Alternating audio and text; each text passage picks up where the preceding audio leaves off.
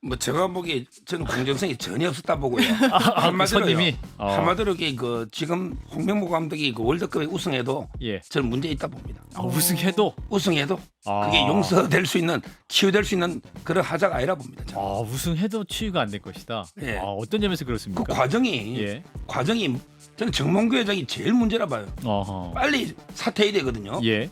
본인이 제가 알기로 사죄 출연한 것도 거의 없을 겁니다. 재벌 회장이라도. 예. 그런데 행정을 보십시오. 날린 돈이 얼마입니까? 기존의 감독 교체부터 해서 본인 사죄 내라는 것도 아니잖아요. 예. 일단 정몽규 회장이 먼저 사퇴하고 예. 그다음에 그 감독 선임할 때도 공정이 제일 중요한 겁니다. 절차가. 그럼 뭐 저는 도저히 치유될 수 없다. 성적으로 말하는 게 아닙니다. 성적이 나쁘면 이거 말할 것도 없고.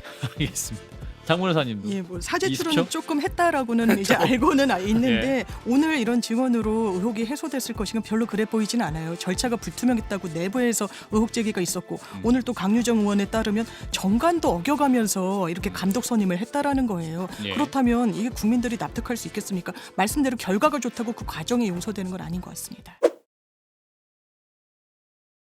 예, 한판 브리핑 시간 김수인 평론가와 함께합니다. 어서 오십시오. 네, 반갑습니다. 자, 일단 김건희 여사 얘기입니다. 4년 전 도이치모터스 주가 조작 사건의 핵심 인물인 이종호 전 블랙펄 인베스트먼트 대표와 40여 차례에 걸쳐서 문자, 통화 등을 주고받았다. 이런 정황이 드러났죠. 네, 서울중앙지검은 김건희 영부인과 이종호 전 대표가 2020년 9월 23일부터 10월 20일까지 40여 차례에 걸쳐서 전화 및 문자를 주고받은 통신 내역을 입수했다고 알려졌습니다. 예. 이 당시는 고발인인 황희석 당시 열린민주당 최고위원 등을 소환하던 시점이었는데요. 소환 이틀 전인 9월 23일 영부인은 이 전 대표 측에 먼저 연락해서 세 차례 통화를 한 후에 한 차례 문자 메시지를 보냈다라고 전해졌습니다. 예. 또 이날부터 9월 30일까지 일주일 동안에 36번의 연락 내역이 확인되었고 10월 5일, 6일, 20일의 기록까지 포함하면 9월 말부터 한 달간 40여 차례에 걸친 통신 기록이 있는 것으로 파악됐습니다. 예, 한 달간 이제 40번 가운데 김 여사가 먼저 연락한 게 25번, 이 씨가 한 건 15번이다. 이렇게 지금 집계가 되는데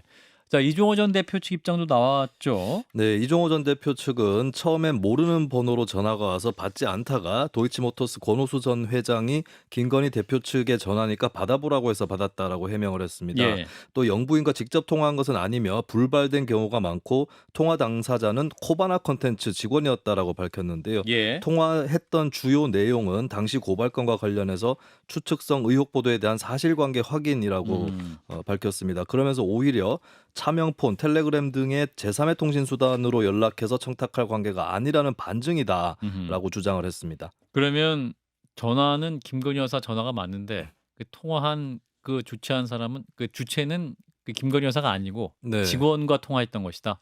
그렇습니다. 일단 보도 내용은 통신 내역으로 봤을 때는 김건희 당시 코바나 콘텐츠 대표의 번호는 맞는데 예. 근데 지금 이종호 씨 쪽의 입장은 그때 통화했던 사람은 코바나 콘텐츠 직원이었다. 그러니까 이걸 종합해 보면 김건희 당시 대표의 휴대전화로 직원이 전화를 걸었다.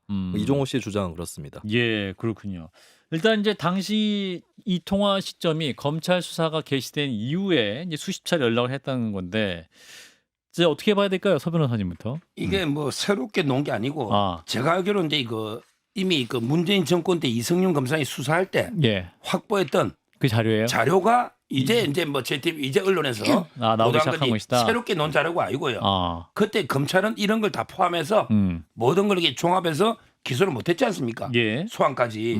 따라서는 뭐 큰 의미는 없다 보고요. 아, 그다음에 이거 진짜 뭐 말을 맞추곤 할 때는 예, 본인 핸드폰 안 합니다. 뭐 차명폰도 많고요. 예. 요즘 이게 뭐 대포폰도 여러 폰이 있잖아요. 아 진짜 이걸 이렇게 예. 문자로 직접 자기 폰으로 예. 주고받겠습니까? 어. 뭐 저는 큰 의미가 있는 건 아니다. 이렇게 뭐 또 본인이 한 것도 아니라고 하잖아요. 김건희 여사가. 예. 따라서 뭐 크게 걱정할 부분은 아니라고 봅니다. 아, 걱정이 안 되신다고 하시고 장 변호사님은 걱정되세요? 네, 전 굉장히 걱정이 됩니다. 예. 큰 의미가 있다고 생각하고요. 그러니까 만약에 본인의 의뢰인이 이런 상황이다라고 두 분 다 변호사니까 네네. 이제 서 변호사님은 본인이 만약에 김건희 여사의 변호인이라 쳐도 이것은 걱정이 되는 사안이 아니다라는 말씀이고 만약에 장 변호사님이 네. 김건희 여사 변호인 측이다. 네. 어떤 입장이에요? 방어 논리를 개발해야 되고 정확하게 사실대로 말씀하시는 게 맞다고 생각합니다. 저는 의뢰인들한테 예. 거짓말 할 수 있으면 한번 해보시라고 그래요. 아마 관철되지 않을 거라고 합니다. 아. 왜냐하면 수사기관이 그렇게 호락호락하지 않다. 호락호락하지 않아요. 아하. 그리고 어떻게 코바나 콘텐츠 직원이랑 통화했다는 이런 해명을 내놓을 수 있습니까? 제가 묻고 싶은 게 있습니다. 처음에 손모 씨가 1심에서 이른바 쩐주 지위에 있는 사람이 예. 무죄 받았을 예. 때 대통령실에서 이것 봐라 가장 지위가 김건희 여사랑 유사한 사람이 무죄인데 김건희 여사 왜 혐의가 있다라고 단정짓느냐라고 했어요. 예. 항소심에서 유죄 받았죠. 그러니까 아무 말 하지 않고 국민의힘 인사들이 뭐라 그랬습니까? 이 손모 씨는 문자를 주고받고 일당들과 전화 통화를 했기 때문에 김건희 여사와 다르다고 했습니다. 예. 지금 문자와 전화 통화를 그 전화번호로 주고받았다고 합니다. 이제는 뭐라고 얘기할 겁니까?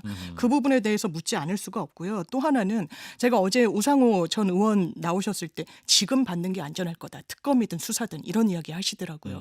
동의가 되는데 이 기사는 검찰발 기사라고 봐야죠. 왜 예전에 확보한 기사가 오늘 한국일보 단독으로 나옵니까? 시간차를 두고. 이건 검찰이 알려주지 않으면 사실은 나오기 어려운 기사예요. 검찰은 어떤 선택을 할 것인가? 지금 어떤 수사 방향성을 갖고 있는 것인가? 좀 가늠할 수 있는 한 단서라고 생각합니다. 예, 그리고 이제 이종호 전 대표가 이제 이 JTBC 보도에 대해서는 이제 본인이 어떤 김건희 여사가 아니라 이제 코바나 콘텐츠 직원과 통화한 것이다 진술을 했지만 이제 재판 과정에서 검찰의 진술한 내용 중에는 김건희입니다라고 통화를 했다. 근데 그 폰은 이 김건희 여사 폰이 아니라 다른 사람 폰을 통해서 통화한 적도 있다. 이렇게 진술하는 부분도 있잖아요. 네. 그럼 이런 거 어떻게 봐야 돼요, 서 변호사님?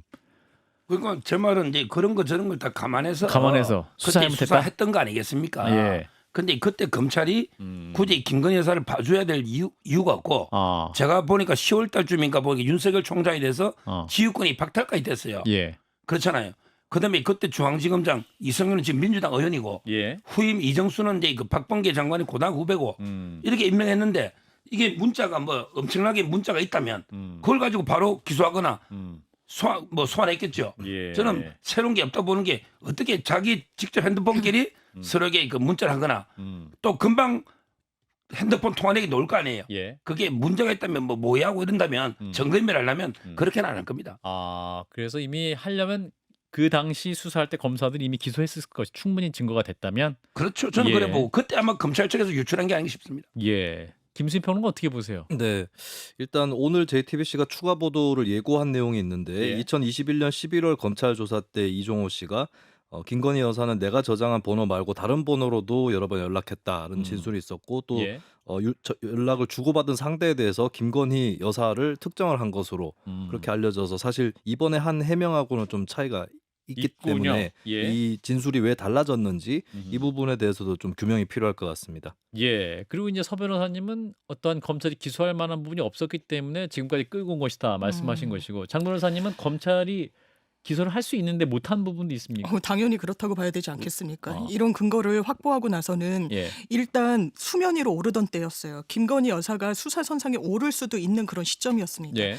그 윤석열 대통령이 수사에서 배제되고 했다곤 하지만 정치에 나설 것이라는 전망이 굉장히 우세했습니다. 아. 검찰 내부에 있는 장악력은 훼손되지 않은 채였어요. 예. 검찰은 눈치를 볼 수밖에 없겠죠. 미래 권력으로 보이는 우리 검찰의 수장인 사람의 수사, 관련한 배우자의 수사를 어떻게 할 것인가에 대한 왜 가늠이 없었겠습니까? 그러니까 묵혀뒀던 거 아닙니까? 1차 주가 조작, 2차 주가 조작 중에 1차 주가 조작은 시효가 지났습니다. 검찰로서는 있을 수가 없는 일이에요. 범죄 단서를 인지하고서도 시간을 흘러보내가지고 아예 처벌하지 못한다? 이번에도 아예 법적인 판단 자체를 못 받았죠. 시효가 지났으니까. 예. 이렇게 수사하면 안 됩니다. 공정과 정의는 누구에게나 동일하게 적용되는 게 공정정의 아니겠습니까? 예. 서 변호사님 추가 발언 하시겠습니까? 아니요, 괜찮습니다. 예, 아무튼 뭐 추가 보도가 나온다고 하니까 그 얘기를 좀 듣고 또 이어가도록 하겠습니다. 자, 여기서 임종석 전 실장이 두 개의 국가론을 언급을 했는데 이게 이제 통일론 관련해서 또 오늘 대통령이 직접 비판을 했어요. 네, 윤석열 대통령은 국무회의 모두 발언에서 정치권 일각에서 갑자기 통일을 추진하지 말자는 통일이란 말은 얘기하지 말자는 목소리도 나오고 있다라고 언급을 했습니다. 예. 평생을 통일운동에 매진하면서 통일이 인생의 목표인 것처럼 이야기하던 많은 사람들이 북한이 두 국가론을 주장하자 갑자기 자신들의 주장을 급선회했는데 도무지 이해할 수가 없다라고 밝혔고요. 또 이 두 개의 국가론에 대해 윤 대통령은 대한민국 헌법이 명령한 자유민주주의 평화통일 추진 의무를 저버리는 반헌법적 발상이라고 평가를 하면서 예. 통일을 포기하면 남북의 갈등과 대립은 더욱 첨예해질 것이고 한반도의 안보 위험도 더 커질 것이라고 강조를 했습니다. 예. 자, 이제 대통령은 야당에 대한 비판이 체코 원전 수주에 대한 것도 언급이 있었습니다. 네, 윤 대통령 야당의 비판을 두고 덤핑이다, 적자 수주다라며 근거 없는 낭설을 펴고 있다라고 반박하면서 참으로 개탄스러운 일이라고 밝혔고요.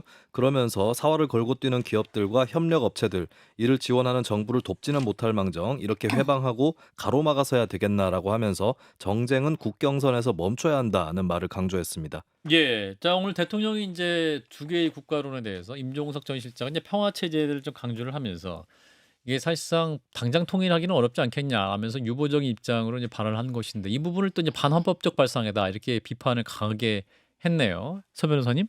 뭐 저는 대통령의 발언에 전적으로 공감하고요. 예, 여기서 제가 제안하는 거는 이게 큰 이슈가 됐잖아요. 예, 과연 이게 이재명 대표는 어떻게 생각하는지, 조국 대표는 어떻게 생각하는지 각 당의 입장을 좀 내놔봐라. 아 이게 중요한 이슈잖아요. 통일론에 대해서 예, 문재인 대통령, 임종석 실장이 이슈를 제기했으니 예, 분명하게 그건 우리 당하고 다르다.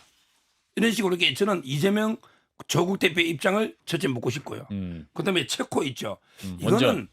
이거는요. 제가 보기에 그 프랑스나 우리 경합지에 비해서 우리가 원가 경쟁이 월등합니다. 원가 경쟁이 있으니까 기술 경쟁도 있지만 예, 좀 싸게 프랑스보다 수수할 수 있죠. 이런 걸 가지고 이게 무조건 덤핑이다. 이런 식으로 이게 우리끼리 서로 공개하고 물어뜯으면 뭐합니까? 아무리 뭐 윤석열 대통령이 이거로 잘 되니까 배 아픈지는 모르겠는데. 잘 되고 있는 거 야당이- 맞습니까? 예? 아니, 체코 원대 아. 수준은 잘한 거잖아요. 예, 예. 이런 것 때문에 지지율 오를까 싶어서 아, 야당이 배 아플 수는 있겠는데 예, 좀 이게 그 국익 외교 문제는 정말 이게 정쟁하고는 다르잖아요. 국경선 앞에서 멈춰라. 뭐 저는 그 말을 제가 자주 인용한 말인데 예. 대통령이 인용했네요. 예, 모든 정쟁은 국경선에서 멈춰야 된다. 예, 장 변호사님. 일단 대통령이 지지율 답보 상태니까 모멘텀으로 삼고자 하는 게 체코와 이른바 이 통일론으로 보입니다. 예, 지금 원전 이야기 해주셨으니까 정확하게 진단해야죠. 지금 체코 대통령이 뭐라 그랬습니까? 내년 3월까지 구체적으로 정해진 건 없다라고 그랬습니다. 뭐라도 대단히 된 줄 알았어요. 계약서에 사인하러 가는 줄 알았습니다. 아니었던 거죠. 그리고 어떤 문제가 불거집니까? 그 웨스팅하우스라는 곳에서는 원천 기술과 관련해 가지고 문제를 삼고 있습니다. 예. 왜냐하면 우리나라의 최초의 원전을 지어준 것도 그 기업이에요. 전 세계 최초 그 시설을 한 것도 그 기업입니다. 예. 이명박 대통령 때도 아랍에 우리나라가 발주해가지고, 그러니까 발주를 받아가지고 이 그 원전을 세워줄 때도 똑같이 이슈가 됐었어요. 수익을 나눴었습니다. 예. 거기에 대해서 뭐라고 해명하고 있습니까? 잘 된다. 이거 대통령을 못 믿는 거냐? 이 말로 어떻게 그냥 낙관론을 펴니까 아마 지지율이 굉장히 낮으니까 우리가 이렇게 해외에서 성과를 거뒀다고 이야기하고 싶으실 건 알지만 거기에서 정확하게 어떤 구체적인 성과가 있는지에 대해서 물음표 아닙니까? 지적재산권 문제가 계속 불거지고 있고요. 딴지를 걸고 있고요. 예. 그 부분에 대해서는 어떻게 해결하실 겁니까? 그리고 저는 대통령이 상당히 해명이 좀 의아하고 황당했던 게 통일을 포기하면 남북의 갈등과 대립은 더욱 첨예해질 것이다. 우려된다는 취지인데요. 이 정부는 통일을 위해서 뭘 했습니까? 그리고 이재명 대표 조국혁신당 언급하라고 하셨지만 민주당의 주류 입장은 당연하지만 통일을 지향하는 겁니다. 두 개의 국가로는 학계에서 시작돼서 담론의 성격인 거죠. 민주당의 예. 입장이 아닙니다. 예. 그리고 지금 그러면 남북 간의 대치가 상당히 이 정부 들어서 강력해졌고 이 정부의 통일론이라는 건 흡수 통일하겠다는 8.15 독트린인데 남북 대화 이끌 수 있습니까? 북한을 대화 테이블로 견인할 수 있습니까? 선제적 공격, 전쟁 불사론을 이야기하는 이 정부는 통일을 위해서 뭘 했습니까? 먼저 반성하시기 바랍니다. 예, 장 변호사님이 막 쏟아냈는데 뭘 하셨어요? 통일을 위해서. 지금 이제 대통령이 이번에 예. 그 통일 독트린도 한 게요. 예. 과정으로서 이제 그 북한까지 아하. 완전히 자유민주주의에 입각한 통일이 될 때 건국이 예. 완성된다. 예. 그런 이제 방침을 드러냈잖아요. 이념적 저는 많이 토대를 했다고 만들었다. 봅니다. 이론적 토대를 만들었다. 예. 김수희 평론가 이 논쟁이 좀 오래 갈까요? 통일론 관련해서 민주당은 그래도 네. 약간은 적극적으로 뛰어들지는 않는 모양새 얘기합니다만. 그렇습니다. 아무래도 민주당에서 이거를 뭐 당 차원에서 공식적으로 얘기하지 않는다면 손뼉도 마주쳐야 소리가 그러니까. 난다고 하기 때문에 논쟁이 그렇게 길어질 것 같지는 않은데 관건은 이제 민주당 내에서 또 어떤 논쟁일 것이냐 이거는 좀 관건으로 봐야 될 것 같고 이 문제는 근데 만약에 이번에 잦아든다고 해도 사실 국민들 사이에서도 통일하는 게 맞느냐 아니면 그냥 두 국가로 살자 이런 의견들이 또 분분하기 때문에 언제든지 정치권이나 학계에서 논쟁거리를 던질 때 범국민적으로도 토론할 수 있는 기회들은 계속해서 일어날 것으로 보입니다. 예, 그렇군요. 자, 여기까지 하고요. 자, 이어서 김영선 전 의원과 명태균 씨에 대한 추가 보도가 나왔는데 김영선 의원의 세비의 절반, 그러니까 국회의원 이제 그 된 다음에 실제로 월급의 절반이 명 씨에 넘겨갔다라는 그런 내용인 거죠, 녹취가? 네, 최근 관련 의혹을 보도해왔던 뉴스토마토가 입수한 음성 녹취. 파일의 녹취록을 공개를 했습니다. 예. 김영선 전 의원이 당선된 2022년 6월 보궐선거가 끝나고 2022년 8월 22일, 23일에 김 전 의원과 김 전 의원 측의 관계자인 이 씨 그리고 명태균 씨가 통화를 한 내용이 담겨져 있는데요. 예. 통화 내용을 보면 명태균 씨는 김영선 전 의원의 급여 반을 받기로 했고 김 전 의원은 이 씨의 통장으로 입금을 해서 이 씨가 그걸 현금으로 찾아서 명태균 씨한테 전달하는 것으로 그런 약속이 된 정황이 나와 있습니다. 이 과정에서 명 씨는 나하고 딱 약속한 건 2분의 1이야라는 말을 하기도 했고요. 예. 김 전 의원은 현찰로 뽑아서 주라고라는 말을 하기도 했습니다. 예. 김 전 의원이 이 씨에게 명 씨가 사무실에 나왔냐라고 속삭이듯 물어보는 장면도 있었고요. 예. 이제 기분이 좀 풀렸나라고 명 씨의 기분을 살피는 이런 대하는 대목도 나왔습니다. 또 이 씨는 명 씨가 김 전 의원에게 의원님 공천 어떻게 받으신 거 아시죠?라고 말했다라고 증언을 했습니다. 예. 뉴스토마토 측은 기사에서 이렇게 2022년 8월부터 2024년 2월까지 명 씨에게 전달된 돈은 9,677만 6천 원이다라고 보도를 했습니다. 약 1억 원 정도의 그렇습니다. 돈이 전달됐다는 것이고 이제 국회의원 세비가 1년에 한 1억 5천만 정도 되니까 뭐 절반 정도 뭐 네. 약간 역추산하면 그럴 수도 있을 것 같긴 한데 의원님 공천 어떻게 받으신 거 아시죠? 라고 이제 명태균 씨가 얘기했다는 것이고 여기서 나오는 이 씨 알파벳 E입니다. 이 씨는 원래는 명태균 씨는 아는 분인데 김영선 전 의원의 이제 의원실로 가서 일하게 된 분이다. 이렇게 네. 또 알려지고 있어요. 자, 관련론은 어떻게 보세요? 서 변호사님께서. 일단 이제 이거 개탄스럽죠. 국회의원이 예. 누굴 도와줬다 해서 이게 월급의 반을 준다? 아니 이건 참 이게 그 황당무계한 정말 저는 김영선 의원이 옛날에 수족관에 물 마시는 것보다 더 황당하다. 이런 생각이 든 거예요. 수조 물 마신 거 더 황당하다. 수족관에 물 마시잖아요. 그것도 그렇죠. 황당하죠. 예, 후쿠시마 오염수 얘기 나왔을 어떻게 때 5선까지 하신 분이 너무나 실망스럽고 아하. 본인이 지금 잠수 타고 있잖아요. 예. 거의 예. 좀 해명 좀 했으면 좋겠어요. 뭔지. 나와라. 예. 어. 해명 좀 해보세요. 예. 저는 본인이 그렇게 지적하고 싶고 예. 그다음에 뭐 이게 공천 대가인지 아닌지는 모르겠는데 예. 하여튼 부적절하게 준 거는 맞는 거고요. 다만 이제 그 명태균 씨가요. 원래 제가 알기로 이게 김건희 여사보다 이준석 대표가 더 친하대요. 제가 듣기로는. 명태균 씨와 예. 예. 전당대회 이준석 대표가 대표될 때도 상당히 공을 세웠다고 그래요.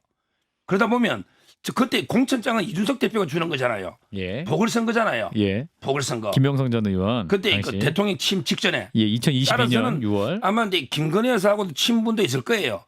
그 주고받아서 친분도 과시하면서 공천도 이제 그 이준석 대표하고도 친했고 이러다 보니까 그때는 아마 뭐 양쪽에 다 자기가 엄청나게 과시할 수 있겠지. 내가 김건희 여사한테도 이야기했고 그다음에 이준석 대표한테도 이야기해서 공천이 확정됐으니 예. 월급의 반은 내를 달라. 아마 이렇게 됐던 것 같아 제 느낌에. 아, 느낌에. 예. 그러니까 저는 이준석 대표도 책임이 있고요. 예. 근데 뭐 김건희 여사가 직접 아직까지 개입했다. 예. 이런 건 없잖아요. 한마디로 오늘 칼럼의 문화를 보면 시체 없는 살인 사건이다. 이러고 있잖아. 예. 아직은 김건희 여사가 직접 공천에 뭐 누구한테 주라고 압력이나 이런 건 없고요. 예. 다만 이제 그 월급이 같다는 거 이거는 뭐 어떤 이유인지 아마 김영선 의원도 밝혀보고 다 해명을 해야죠. 예. 장 변호사님. 국민의힘 보궐선거 그 결과 점입 가경이구나라는 생각이 들죠. 예. 오선 의원 맞습니다. 정치적 구력이 상당히 있는 사람이에요. 예. 정치판 어떻게 돌아가는지 알죠. 그러면 왜 이렇게 권력을 나눴을까요? 세비도 나누고 의원실에 상석에 앉는 건 명태균, 하석에 앉는 건 김영선 의원이라는 진술들이 나오고 있습니다. 예. 왜 이랬을까? 더 위에 뭔가 이 사람에게 의탁해야 되는 이유가 있지 않았을까? 명태균 씨 이준석 대표와 친했는지 잘 모르겠습니다. 김건희 여사와 친했다는 증빙은 하나가 있죠. 왜냐하면 대통령 취임식 때 도이치모터스 권오수 회장의 아들과 그 옆옆 자리인가 명태균 씨가 자리를 하고 있습니다. 예. 그 자리는 대통령의 선친이 계시는 그 라인이었어요. 누가 초청을 했나 봤더니 김건희 여사였다라는 겁니다. 예. 그리고 명태균 씨의 이 보도 내용에 따르면 사람들한테 이랬다는 거예요. 내가 김건희 여사에게, 내가 여사에게 전화해가, 대통령에게 전화해가 다 질서 정리해놨다는 겁니다. 예. 김영선으로 질서 정리를 해놨다는 취지예요. 2022년에 맞습니다. 그런데 1억도에 그렇게 달하는 돈을 나눠 쓰기까지 했다. 이 큰 판에서 누구를 수사해야 되겠습니까?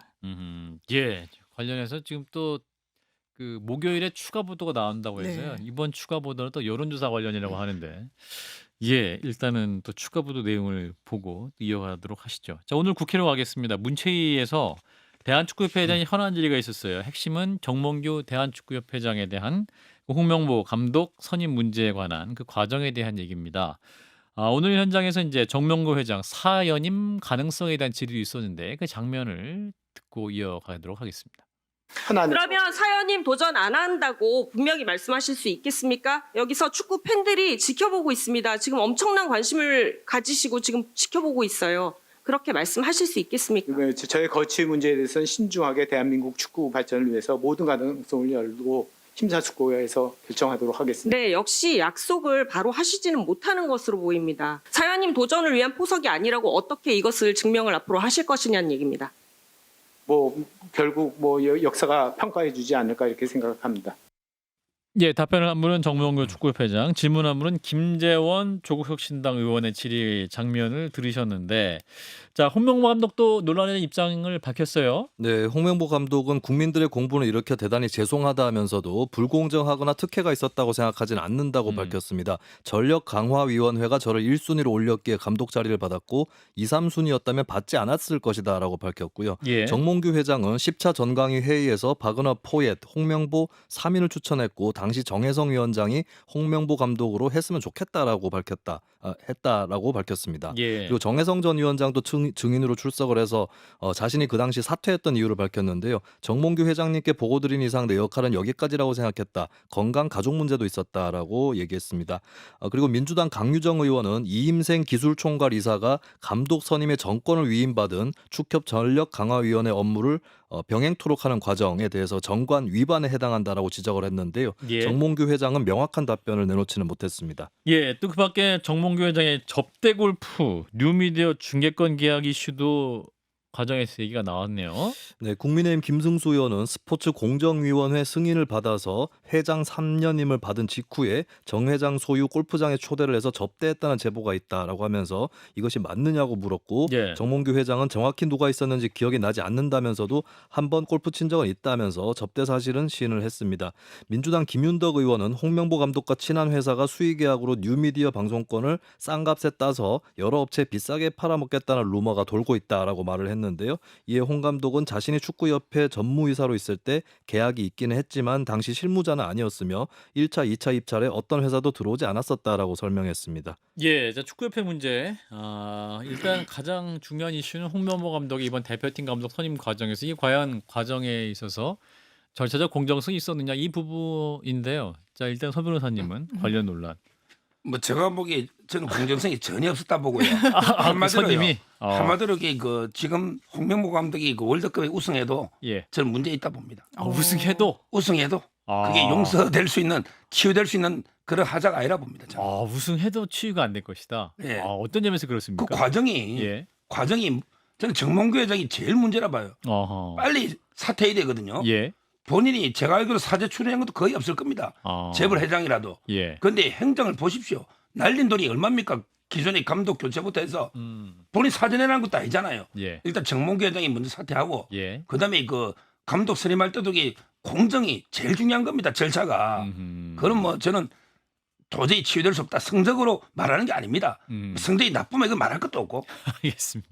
장 변호사님도. 예, 뭐 사죄 20초? 출연은 조금 했다라고는 이제 알고는 있는데 오늘 이런 증언으로 의혹이 해소됐을 것이건 별로 그래 보이진 않아요. 절차가 불투명했다고 내부에서 의혹 제기가 있었고 오늘 또 강유정 의원에 따르면 정관도 어겨가면서 이렇게 감독 선임을 했다라는 거예요. 예. 그렇다면 이게 국민들이 납득할 수 있겠습니까? 말씀대로 결과가 좋다고 그 과정이 용서되는 건 아닌 것 같습니다. 예, 자 이런 가운데 대통령실과 여당 지도부의 만찬 시작은 했다고 하네요. 윤석열 대통령 비서실장 또 신원식 안보실장 12명이 참석했고 여당은 16명이 참석했다고 합니다. 네, 여기서 마치죠. 김수미 평론가 두 분 변호사님 고맙습니다. 감사합니다. 감사합니다.